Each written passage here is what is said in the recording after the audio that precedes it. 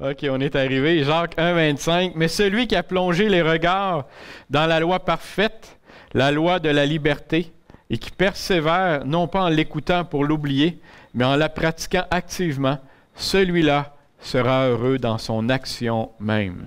Amen. Seigneur Dieu, on te remercie encore une fois pour ta présence parmi nous. Merci, Seigneur, pour tout ce que tu fais pour chacun de nous. Et ce matin, Seigneur, je te prie que tu puisses me oindre de ton Saint-Esprit, afin que chaque parole qui va sortir de ma bouche puisse être tes paroles, Seigneur. Tes paroles qui vont venir nous toucher, qui vont venir nous exhorter, nous enseigner de nouvelles choses sur toi, des choses peut-être qu'on avait oubliées, qu'on ne savait pas. Mais Seigneur, ce matin, viens nous enseigner par ta parole, afin qu'on puisse vraiment grandir, apprendre des choses sur toi, mais surtout s'approcher de toi davantage, ô Dieu. Alors Seigneur, viens nous toucher, viens nous enseigner ce matin par ta parole. Et c'est dans le nom de ton Fils Jésus que nous avons prié. Amen. Amen. On peut s'asseoir. Ici, ce qu'on vient de lire, il nous parle bien, qu'il nous dit que quand nous mettons en pratique la parole, et pas juste l'écouter, mais quand nous la mettons en pratique, il nous dit que cela aura un effet qu'on allait être heureux dans nos actions même. Et vous savez, être heureux, c'est quoi être heureux? Est-ce que nous sommes réellement heureux? Est-ce que nous sommes toujours heureux? Vous savez, dans la vie, il nous arrive souvent des circonstances, des situations dans la vie qui sont parfois difficiles, frustrantes, et on ne peut pas dire qu'on est nécessairement heureux à ces moments-là. Mais ici, il nous parle vraiment que quand nous mettons en pratique la parole, il nous dit que nous allons être heureux dans nos actions. Mais la question, c'est de savoir comment je fais ça. Comment ça se fait que je peux être heureux malgré les circonstances qui peuvent arriver de notre vie, les doutes qu'on peut avoir, l'incompréhension des fois des situations que nous vivons, puis se dire, je peux être heureux quand même. Est-ce que ça se peut? Je vous pose la question parce que je me suis posé aussi la question. Parce que je me suis souvenu à certains moments donnés dans ma vie où il était plutôt difficile, où j'étais frustré, où je ne peux pas dire que je me sentais heureux. Alors la question, elle est légitime de savoir, est-ce que je peux être heureux quand même? Est-ce que je peux être bien quand même? La réponse, je vous dis oui. Mais il y a un secret là-dedans. Et ce secret-là, on va le regarder ensemble. Et en fait, le secret, je vais vous raconter une histoire pour qu'on puisse bien comprendre où il est le secret. Et l'histoire, c'est l'histoire de David. Et elle se retrouve dans 2 Samuel 6, les versets 1 à 23. Je vais plutôt vous le raconter plutôt de les lire parce que ça fait beaucoup de versets 1 à 23. L'histoire ici qui se passe, c'est David. David, il décide d'aller avec le peuple, 30 000 hommes à peu près, et certaines autres personnes du peuple. Il dit, on va aller chercher l'arche. L'arche de l'Alliance. L'arche, ce que c'était ce que Dieu avait demandé de construire, qui représentait Dieu, qui représentait la présence de Dieu. Je vais le dire plus exactement comme ça. Et quand l'arche était dans le milieu du peuple de Dieu, le peuple était béni parce que la présence de Dieu était là. Et l'arche, c'est à ça que ça servait. Et David, il dit, allons chercher l'arche. Fait qu'il part, ils vont chercher l'arche. Et là, il avait même construit un beau chariot tout neuf et tout ça pour mettre l'arche. Et en s'en allant, ce qui s'est passé, c'est qu'il y avait quand même des gens qui étaient là autour de l'arche et David et le peuple chantaient, louaient parce qu'ils avaient été chercher la présence de Dieu puis qu'ils ramenaient au milieu du peuple. Et là, tout le monde était content et tout le monde se réjouissait et tout le monde fêtait. Pendant qu'ils avançaient et qu'ils s'en allaient, qu'ils se ramenaient proche du village pour que l'arche puisse prendre sa place. Mais à un moment donné, ce qui s'est passé, c'est qu'il y avait 2 bœufs qui tiraient le chariot où l'arche était. Et là, les bœufs ont glissé. Et ce qui s'est passé, c'est que là, il y a eu quelqu'un qui était là à côté, qui a vu l'arche, puis il a comme eu peur que l'arche tombe. Alors, il a essayé de retenir l'arche. Et ce qui s'est passé, c'est que la personne, elle est décédée. Elle est morte sur le coup. parce qu'il avait touché à l'arche. Et il n'avait pas le droit de toucher à l'arche. Et là, ce qui s'est passé, c'est que David, il a été comme... dans certaines versions, qu'ils disent qu'il a été fâché. Dans d'autres, ils disent qu'il a été plutôt surpris puis inquiet. Je vais dire un peu dans ces mots-là, je vais dire inquiet. Et là, ce qu'il s'est dit, il dit, ben ça n'a pas de bon sens ce qui vient de se passer là. Mais il dit, l'arche, ça ne peut pas s'en venir parmi nous autres. Parce que là, il a commencé à avoir la crainte de Dieu. Et là, il s'est dit, l'arche ne peut pas s'en venir. Alors, allons porter l'arche à quelqu'un d'autre. Alors, ils ont été porter l'arche à quelqu'un d'autre.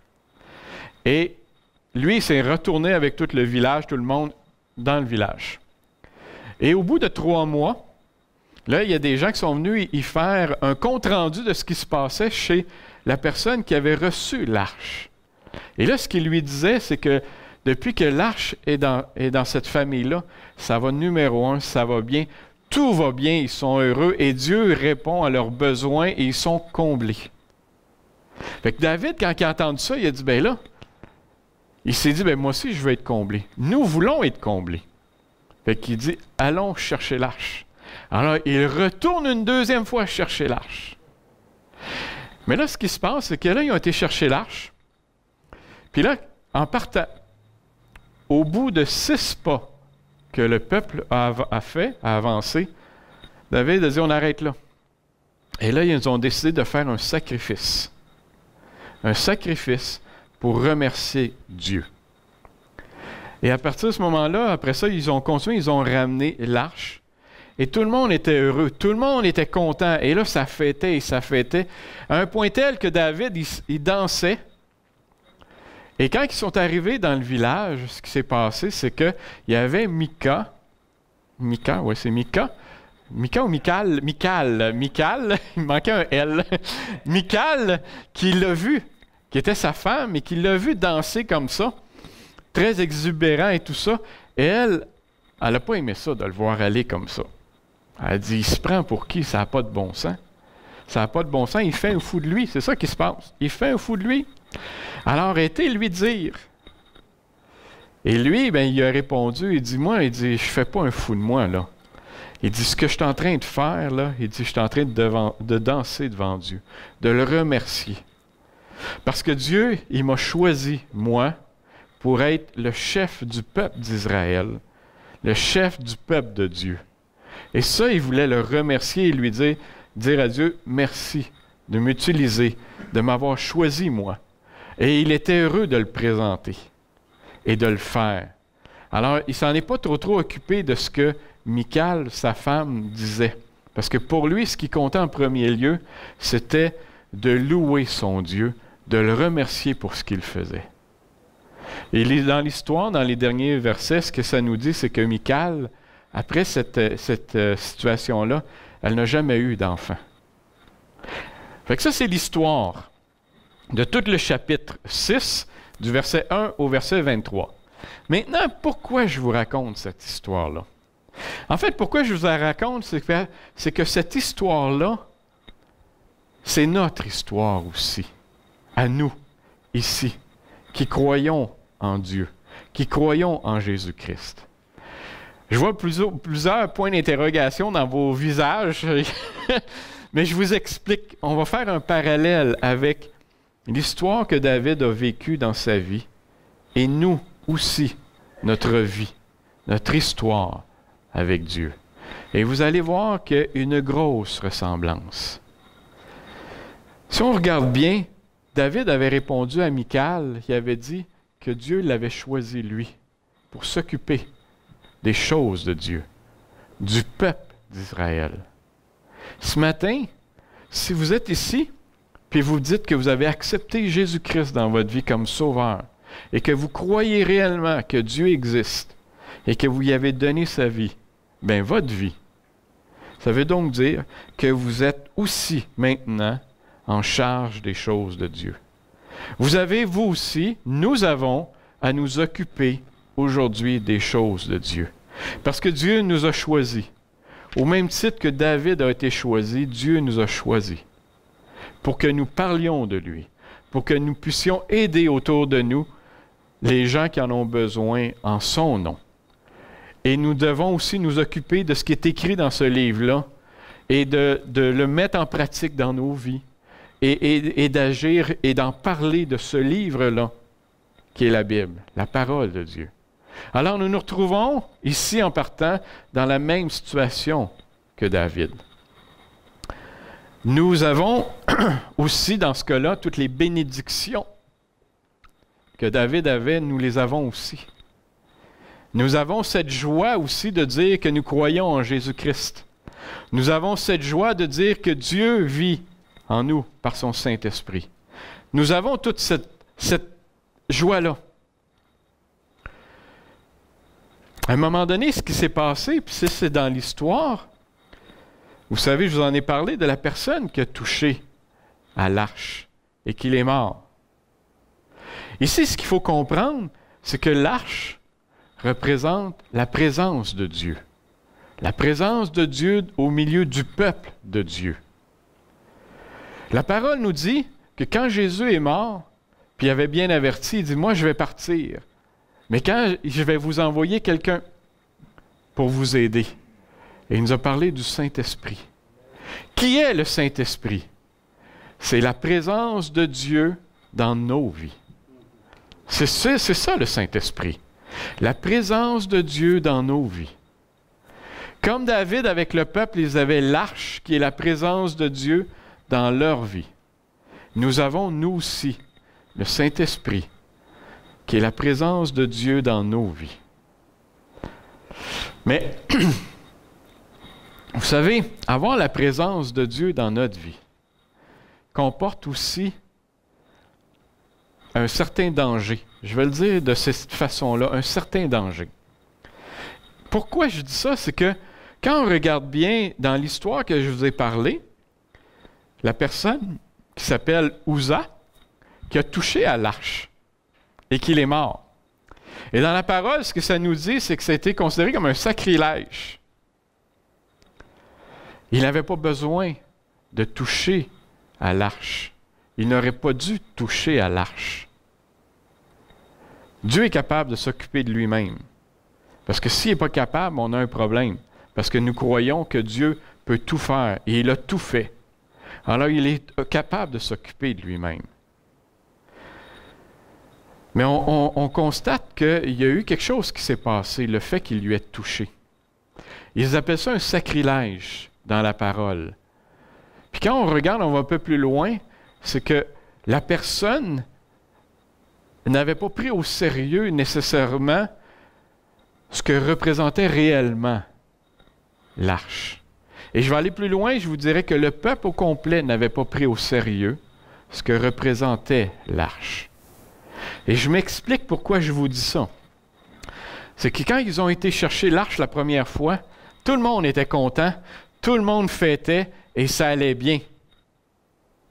Et à un moment donné, il y a eu ça, ce qui s'est passé, et la personne a touché et elle est morte.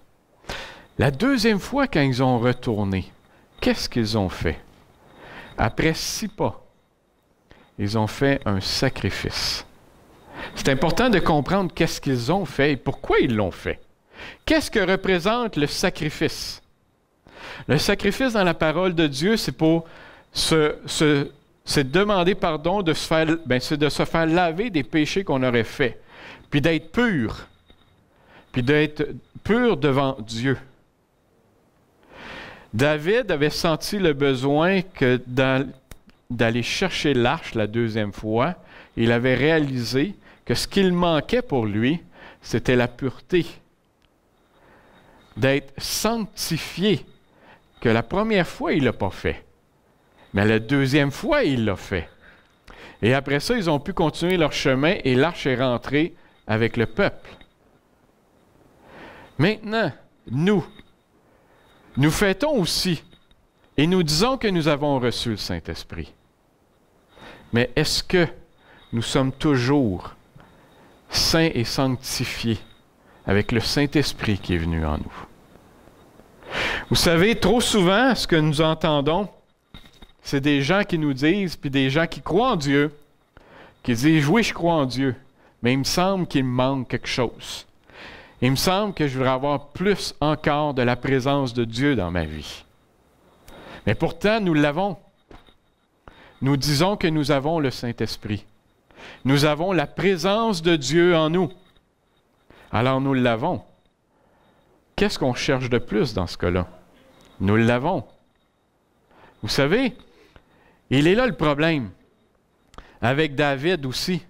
C'est quand ils ont été chercher l'arche la première fois, ils l'avaient l'arche. Et pourtant, ils ont eu la crainte.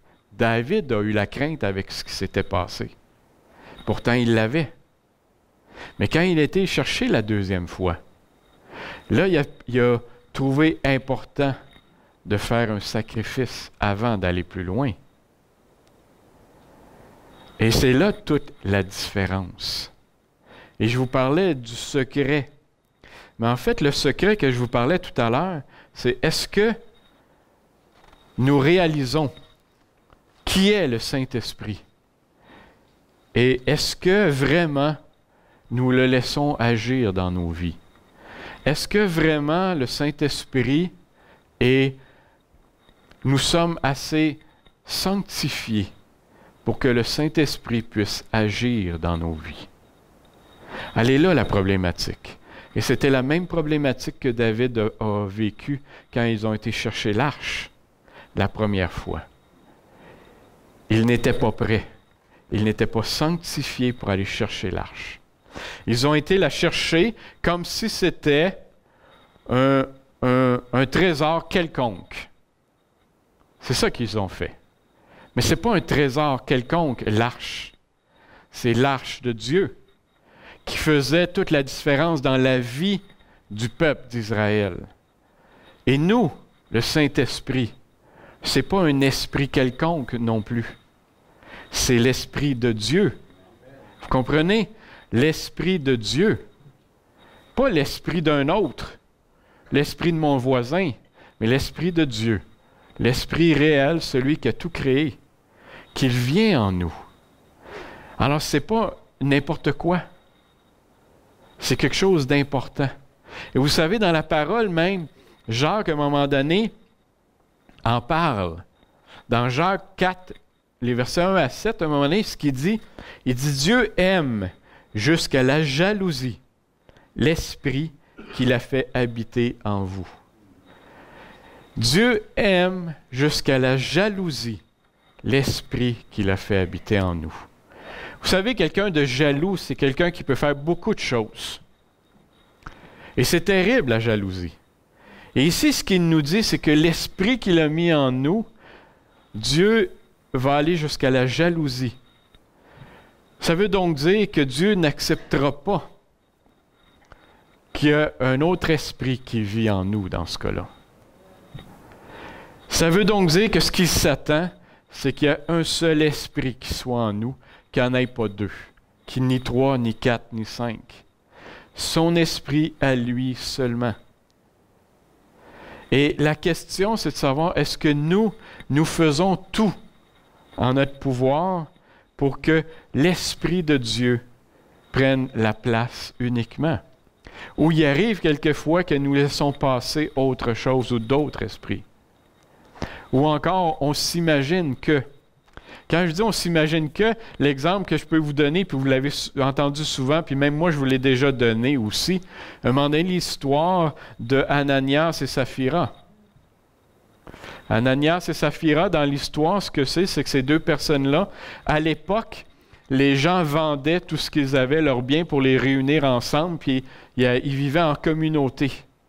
Et à ce moment-là, Ananias et Saphira, ce qui s'est passé, c'est qu'eux avaient vendu leurs biens, et plutôt de dire aux apôtres, de leur dire la vérité, dans le sens d'en dire que, voici, on vous donne une partie de nos biens, ils ont dit, on vous donne tous nos biens. Mais eux, entre eux, ils avaient décidé qu'ils n'allaient pas donner au complet. Alors quand ils ont rencontré les apôtres, ils leur ont dit, voici nos biens. Et là, à ce moment-là, ce qui s'est passé, c'est que Pierre, lui, par l'Esprit de Dieu, il y a une révélation qui lui est venue en disant, « Pourquoi tu nous mens, toi, aujourd'hui? Tu ne nous as pas tout donné. » Et à ce moment-là, Ananias, il est mort sur le coup. Ils ont sorti Ananias, et Saphira, son épouse, est arrivée, puis elle a raconté la même histoire. Et encore là, Pierre lui a dit la même chose. Pourquoi tu mens à l'Esprit de Dieu? Et elle est décédée, elle aussi, sur le coup. Voyez-vous, Dieu aime jusqu'à la jalousie l'Esprit qu'il a fait habiter en nous. Est-ce que nous réalisons cet Esprit-là qui est en nous, qui vient faire toute la différence? Est-ce que nous le réalisons? Ou trop souvent, nous laissons passer autre chose? Je vais vous donner un exemple que j'ai vécu personnellement. Et vous allez voir, c'est anodin l'exemple que je vais vous donner. Mais pour moi, il ne l'était pas à l'époque anodin. Et pour moi, ça a fait toute une différence après ça dans ma relation avec Dieu. C'est qu'à un moment donné, quand j'avais accepté le Seigneur, ça faisait pas si longtemps que ça. Puis j'en ai souvent parlé. Je faisais beaucoup de sport, puis je jouais beaucoup au soccer. Et à l'époque, mon épouse et moi, on avait commencé à faire l'école du dimanche, à enseigner aux jeunes le dimanche matin. Et ce qui s'est passé, c'est que moi, au soccer, jouer au soccer pour moi, c'était plus seulement un sport. C'était quelque chose pour moi où je retrouvais, je vous dirais, mon orgueil qui était mon ego. Je veux dire plutôt mon ego. L'ego est mieux. Mon ego qui s'élevait toujours un peu plus haut parce qu'on jouait dans un calibre, c'était compétition et tout ça. Et dans l'équipe, j'étais comme défenseur, le joueur clé comme défenseur. Alors de me le faire dire régulièrement que par chance que toi, tu es là, Denis, puis ainsi de suite, c'était toujours au niveau de l'ego, toujours intéressant de l'entendre et de se le faire dire, OK? Alors, c'était rendu que, oui, j'aimais ça, jouer au soccer, j'aime toujours jouer au soccer. Mais ce qui s'est passé à un moment donné, c'est qu'un dimanche matin, nous sommes planifiés, mon épouse et moi, à donner un cours d'école du dimanche aux petits bouts de chou de 8, 9, 10 ans à peu près qu'ils avaient. Et là, ce qui arrive, c'est que ce même dimanche-là, c'est notre finale pour aller jouer au soccer. Le même dimanche matin. Alors, ça va pas bien. Je ne peux pas être aux deux places en même temps. OK? Alors, c'est sûr que je me suis dit, c'est juste un petit cours d'école du dimanche à des jeunes enfants. Je vais demander que quelqu'un d'autre me remplace. C'est pas grave. Moi, c'est quand même important, là, c'est la finale au soccer, là, quand même, il faut que je sois là, voyons donc. Bien sûr de gagner et tout ça. Mais en même temps, ça me disait à moi, t'es-tu sûr que c'est ta place d'aller jouer au soccer? Et vous savez, dans ma tête, il y a bien des choses qui s'est passées, bien des choses qui se sont dites aussi. Je me disais, c'est pas si grave que ça, c'est juste un dimanche matin. Manquer un dimanche, c'est pas si grave que ça. Il nous arrive des obligations. Et là, je me disais, je ne veux pas tomber religieux et dire, il faut absolument que je sois là le dimanche matin. Alors, j'avais toutes sortes de raisons qui étaient correctes, mais en même temps, elles ne l'étaient pas correctes. Parce que la vraie raison pourquoi je tenais vraiment à y aller, c'était mon ego. C'était pas pour dire de me mettre en forme, parce que j'étais déjà en forme. On s'entend, j'étais à la fin de la saison, fait que je suis déjà en forme. Fait que c'est pas pour dire c'est absolument important, il faut que je continue. C'était pas ça. Et en fait, ce qui s'est passé, c'est que après avoir prié, puis combattu un peu, je vous le dirais, j'ai décidé d'aller donner mon cours d'école du dimanche. Et on s'entend que ce que ça a fait, c'est qu'avec l'équipe, je les ai plus revus. Parce qu'ils ne l'ont pas digéré, ils n'ont pas compris que je leur dise, c'est plus important pour moi d'aller donner l'école du dimanche à des jeunes de 8, 9 et 10 ans que d'aller à la finale. OK? Alors, sauf que le choix que j'avais à faire, réel, dans le fond de mon cœur, moi, cette journée-là, c'est est-ce que Dieu était plus important que mon ego? C'était ça la vraie question. C'était ça ma vraie question. Et nous avons tous aussi, chacun de nous, des vraies questions aussi. Puis quels sont les choix que nous faisons? Et c'est là la différence entre dire « je vis avec Dieu » ou « je vis réellement avec Dieu » avec la présence de Dieu dans ma vie. Parce que vous savez, cet ego-là prenait beaucoup de place dans ma vie. Je ne dis pas que j'en ai plus aujourd'hui. J'en ai éliminé quelques-uns, dont celui-là. Mais ce qu'il faut comprendre, c'est que quand il nous parle que l'Esprit de Dieu est jaloux, celui qui vient mettre en nous, c'est de savoir, nous, qu'est-ce que nous faisons et qu'est-ce que nous faisons avec l'Esprit de Dieu en nous. Est-ce que nous le laissons passer en deuxième ou c'est lui qui prend réellement toute la place? L'autre exemple que je vais vous donner, vous allez peut-être trouver ça drôle comme exemple, mais ça se ressemble aussi. L'histoire, c'est l'histoire du jeune homme riche qui se retrouve dans Marc 10. C'est que l'histoire du jeune homme riche, c'est que ce jeune homme riche-là, il va voir Jésus, puis il pose la question à Jésus, qu'est-ce que je dois faire pour avoir la vie éternelle? Alors Jésus, ce qu'il lui dit, il dit, honore ton père et ta mère, ne vole pas. Puis en fait, Jésus lui parle des commandements. Et le jeune homme riche qui lui dit, ouais, mais il dit, je fais déjà tout ça.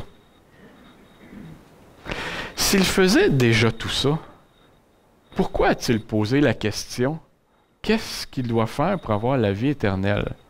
Parce qu'en même temps, ce qu'il se trouvait à faire, c'est qu'il faisait exactement ce qui était écrit dans la parole, exactement ce que Dieu lui demandait, mais malgré tout, il avait l'impression qu'il lui manquait quelque chose. Est-ce que vous ne trouvez pas que ça nous ressemble des fois? On vient à l'église ici, on fait ce que Dieu nous demande, on lit la parole, on prie, mais on dirait qu'il nous manque quelque chose. Et il lui manquait quelque chose justement au jeune homme riche. Parce que ce que Jésus lui a dit, il dit, bien dans ce cas-là, c'est simple ce que tu as à faire. Vends tout, donne ça aux pauvres, puis suis-moi. Ouf! Et que ça a été une claque. Je dirais peut-être un coup de poing qu'il avait reçu. OK? Et il est parti tout penaud, puis il ne l'a pas fait. Parce que pour lui, l'argent était plus important. Et là, c'est sûr que ça a fait questionner les apôtres qui étaient là, parce que là, tout le monde était comme, ça ne marche pas, là. Dans ce cas-là, qui peut venir avec Dieu? Si lui ne peut pas. Mais ce que Jésus essaie de leur faire comprendre et de voir, c'est que c'est lui qui doit être en premier. Ce n'est pas tant le fait d'avoir des richesses qui est le problème. Mais si les richesses prennent toute la place et la priorité, il est là le problème. Comme moi, mon ego prenait toute la priorité à jouer au soccer. Aujourd'hui, il m'arrive de jouer encore de temps en temps, de le pratiquer, et je m'amuse maintenant. J'ai comme laissé tomber ça. Puis maintenant, je ne le vois plus comme c'était. Puis c'est ça que nous avons, nous, à se poser la question. Qu'est-ce que nous faisons? Qui passe en premier? Puis est-ce que nous laissons vraiment le Saint-Esprit faire toute la différence dans nos vies? Et vous savez, dans la parole, à un moment donné, vous savez, quand David, ce qu'il a fait, quand il a été chercher l'arche la deuxième fois, je vous disais qu'il avait fait un sacrifice. Parce qu'il sentait qu'il n'était pas assez pur pour pouvoir ramener l'arche. Et quand il a fait le sacrifice, c'est là que ça l'a changé. Mais nous aussi, frères et sœurs, on a aussi des sacrifices à faire. Est-ce que nous les faisons? Est-ce que nous les faisons, ces sacrifices-là? Ou on n'est pas capable de les faire? Et quand on parle de sacrifice, vous savez, les sacrifices ici, quand ils faisaient le sacrifice, c'était pour se purifier. Est-ce que nous, aujourd'hui, nous sommes vraiment purs devant Dieu? Ou nous vivons avec, comme dans Galates 5, avec certaines choses dans nos vies, de l'inconduite, par exemple, de l'impureté dans nos vies, la débauche, de l'idolâtrie. Vous savez, l'idolâtrie, pour moi, le soccer était une forme d'idolâtrie. Pour le jeune homme riche, son argent est une forme d'idolâtrie. Est-ce que nous, ce matin, nous avons une certaine forme d'idolâtrie dans nos vies? Si vous me répondez oui, ça veut donc dire que vous n'êtes pas pur non plus. Ça veut donc dire que l'Esprit de Dieu ne prend pas toute la place qu'il devrait prendre. Et nous laissons passer avant tout d'autres sentiments, d'autres choses que l'Esprit de Dieu qui vient nous combler.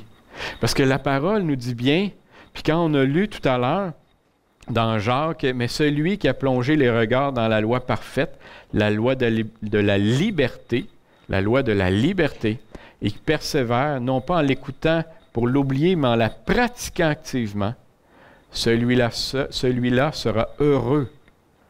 Celui-là sera heureux. Et il est vrai que quand je garde, par exemple, une certaine hostilité envers un frère ou une sœur, c'est vrai que je ne suis pas heureux à ce moment-là.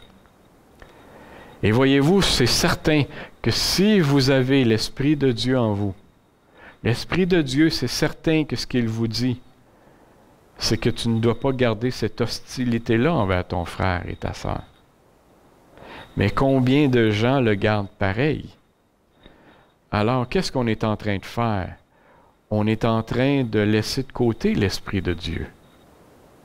Nous sommes en train de faire comme David, la première fois qu'il a été chercher l'arche. Et là, il dit, oui, il fêtait puis il était heureux.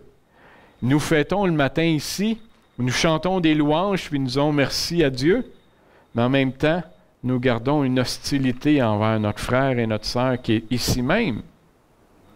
Ça ne va pas bien. Alors nous faisons comme David la première fois. Nous chantons et nous louons et nous nous réjouissons parce que c'est ce qu'il faisait et tout le monde avait l'air heureux. Et pourtant, quand il a touché à l'arche, oh que ça l'a fait mal. Et c'est la même chose pour nous aussi. Il arrive des fois que quand l'Esprit de Dieu nous touche réellement, mais des fois c'est plus dur que si on avait déjà avant dit « Seigneur, je vais me purifier. J'ai une hostilité, j'ai de la discorde, de la fureur envers un frère ou une sœur. Il faut que je règle ça, afin que mon âme puisse être en paix. » Vous savez, en début d'année, parce que là on est en début d'année, on fait toujours des nouvelles, des résolutions et tout ça, on regarde le passé. Et à un moment donné, je parlais avec mon épouse, puis je lui disais, j'ai dit, je regarde l'année que j'ai vécue, j'ai été béni par Dieu. Nous avons été bénis. Mais je lui disais que j'ai eu l'impression qu'à des moments donnés, que mon âme n'était pas toujours comme blanche. Des fois, elle était comme grisâtre un peu. Et ce que je disais, c'est ce que je veux cette année, cette nouvelle année, c'est que mon âme puisse pour toute l'année rester blanche. Parce que c'est quand elle est blanche que nous sommes bien, que nous sentons réellement la présence de Dieu au complet dans nos vies. Vous comprenez? Et c'est à ce moment-là que nous pouvons vivre, être heureux, malgré les circonstances qu'on peut vivre. Parce que voyez-vous, ce qui va se passer, c'est que Dieu connaît toutes choses. Dieu nous connaît avec nos faiblesses, nos craintes, nos peurs. Et il nous aime. À un tel point que son Fils est mort pour nous autres, ça on le sait. Mais il va plus loin que ça. Il nous protège. Il veut nous bénir. Et il sait aussi ce qui va se passer. Et il va nous préparer, même souvent d'avance, aux circonstances ou aux difficultés qui vont arriver, pour qu'on puisse les passer plus facilement avec lui. Et non pas rester dans une colère, ou rester dans de l'amertume, ou rester avec de la fureur envers un autre, ou de la jalousie envers un autre. Elle est là la différence. Et c'est cette différence-là que David avait compris quand il s'est dit « Je vais aller chercher l'arche la deuxième fois ». Et vous savez ce qu'il avait allumé aussi pour aller chercher l'arche la deuxième fois? C'est qu'il y avait eu comme rapport que l'autre, il était béni, il était heureux. Combien de fois, des fois, on regarde nos voisins, nos gens autour de nous, nos amis qui croient en Dieu, puis qui ont l'air heureux et bénis, puis des fois, on se dit, ben pourquoi moi, je n'ai pas ça? Pourquoi moi, je n'ai pas ça? Mais est-ce que, dans le fond de nous sommes purs? Nous avons cette sanctification-là. Est-ce que nous faisons l'effort de se sanctifier davantage? On ne le fait pas toujours. Parce que des fois, ça ne nous tente pas de le faire. Mais quand nous prenons le temps de se mettre sur nos genoux et de dire, Seigneur, viens me transformer, viens me changer, viens m'aider à pardonner, il est certain qu'il va le faire. Parce qu'il nous a dit qu'il est, comme on l'a lu dans Jacques, qu'il est le Dieu qui nous donne la liberté. Vous voyez cette liberté-là? Et c'est elle qui fait que malgré les circonstances et les difficultés, que nous allons nous sentir bien malgré tout, heureux malgré tout. Ça ne veut pas dire qu'on n'a pas, d'un moment donné, des baisses où on est plus down, parce qu'on est humain. Mais quand nous prenons à chaque fois le temps d'aller rencontrer notre Dieu, il va nous répondre. Parce que dans sa parole, il nous dit ces vérités-là. Et il nous dit qu'il va le faire. Puis si nous y croyons, ça veut donc dire qu'il va le faire dans ce cas-là. Mais on a aussi, nous, un effort à faire. L'effort que David a fait de se sanctifier. Puis est-ce que nous faisons cet effort-là de se sanctifier? Tant que nous ne ferons pas cet effort-là de se sanctifier, nous n'entendrons pas beaucoup l'Esprit de Dieu qui est en nous. On va juste dire qu'on l'a reçu parce que j'ai accepté Jésus-Christ dans ma vie. Mais est-ce que je l'écoute? Quand je continue, comme je disais tout à l'heure, à avoir de la rancœur envers un frère, je ne suis pas en train d'écouter l'Esprit de Dieu. Et tant que je ne ferai pas l'effort de demander à Dieu de m'aider, de me transformer afin que cette rancœur-là s'en aille, je vais rester avec. Alors nous avons tous des efforts à faire. Et c'est le jour que nous faisons l'effort de demander à Dieu de transformer, que Dieu va transformer. Que Dieu va nous donner cette liberté-là. Que Dieu va nous donner cette joie-là. Mais tant que nous ne voudrons pas faire l'effort, nous allons rester comme nous sommes. Et nous allons regarder autour de nous les gens heureux. Ah oui, je vais être ici à l'église, je vais lever les bras, je vais dire merci Seigneur. Comme David avait fêté quand ils ont été chercher l'arche. Mais David voulait plus. Puis est-ce que nous voulons plus? Et c'est pour ça que j'ai dit le titre, c'était « Plus de Dieu ». Est-ce que nous voulons plus de Dieu? Personnellement, je veux plus de Dieu. Et c'est pour ça que je vous disais au début, ce message-là, c'est un message que je voulais donner. OK? Parce que personnellement, en fait, c'est peut-être un message pour moi, mais personnellement, ce que j'ai demandé pour 2016, puis les années qui vont suivre, c'est plus de Dieu dans ma vie. Puis c'est ça que je recherche. Et quand je lis le message, j'ai lu ce qui était écrit et j'ai vu l'histoire de David.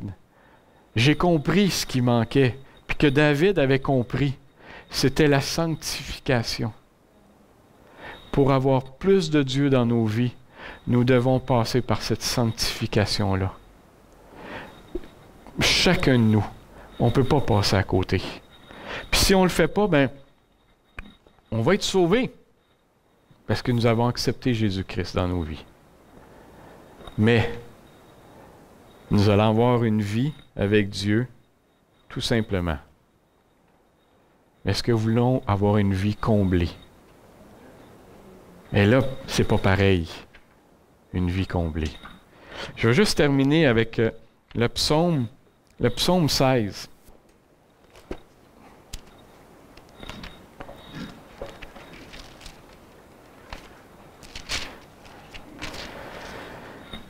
Versets 7 à 11. « Je bénis l'Éternel qui me conseille. La nuit, même mon cœur m'exhorte. Je contemple l'Éternel constamment devant moi. Quand il est à ma droite, je ne chancelle pas. Aussi mon cœur est dans la joie, mon esprit dans l'allégresse. Même mon corps repose en sécurité, car tu n'abandonneras pas mon âme au séjour des morts. Tu ne permettras pas que ton bien-aimé voie le gouffre. Tu me feras connaître le sentier de la vie. Et il y a abondance de joie devant ta face. des délices éternelles à ta droite. Hey, c'est bon, hein? C'est bon, ça. Mais remarquez bien, hein?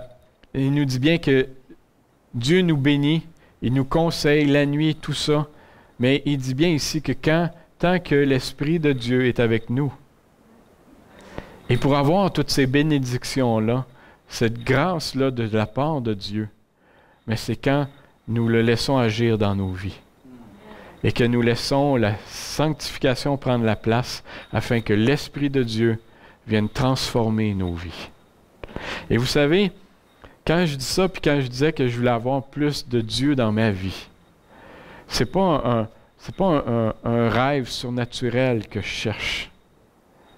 Puis je sais que c'est vrai qu'il existe. Et je ne dis pas ça en disant que je n'aurai pas de problème de tout le reste de l'année et tout le reste après. Pas du tout. Je sais qu'il va en avoir. Je ne les connais pas. Mais je sais qu'il va en avoir. Mais je sais aussi que si je garde vraiment Dieu dans le plus profond de mon cœur, puis que je dis, Seigneur, je veux agir comme toi tu me le demandes, je vais me sanctifier davantage. Je sais que quand les situations vont arriver, je vais me sentir en paix, en sécurité, parce que l'Esprit de Dieu qui va être en moi va me protéger. Vous comprenez? Et nous allons nous sentir heureux, malgré les circonstances. Fait que ce matin, voulons-nous plus de la présence de Dieu dans nos vies? Amen. Amen.